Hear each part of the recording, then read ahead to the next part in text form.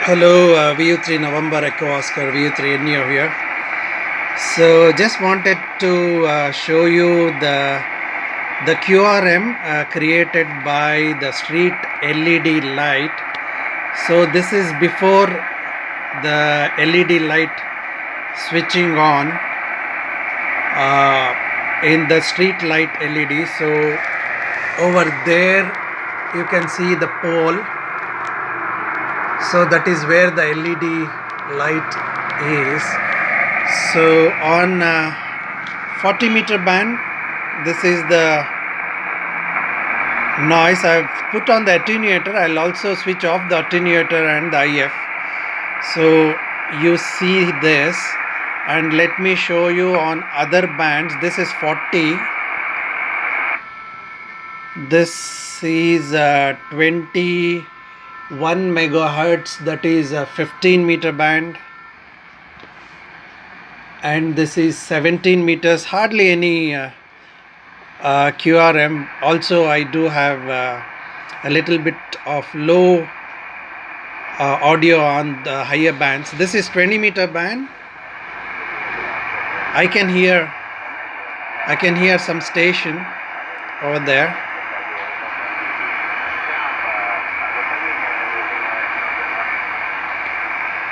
And this is 30-meter band. What do you see over here? Hardly any QRM. Of course, this is 40 meters and the band noise is there. This is the band noise and the ambient man-made QRM. But as soon as the street lights goes on, the noise floor increases like anything.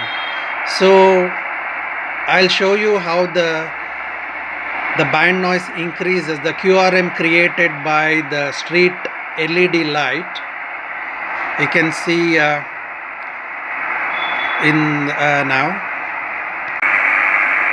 So now you can see the band noise increases, and there's the LED which came up, LED light. Noise floor is around very heavy, around 5.7 to 5.8. So let me see if that particular station which I was hearing is below the noise floor, and this is the QRM which is created as of now. LED QRM, man-made QRM is really heavy in the cities. So if you guys are away from the cities or towns, you are really blessed. For ham radio as well as for astronomy, you do not have man-made noise like the LED QRM as well as the light pollution.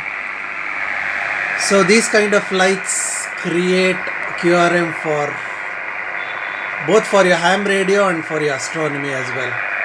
So if you are away from this, you are lucky.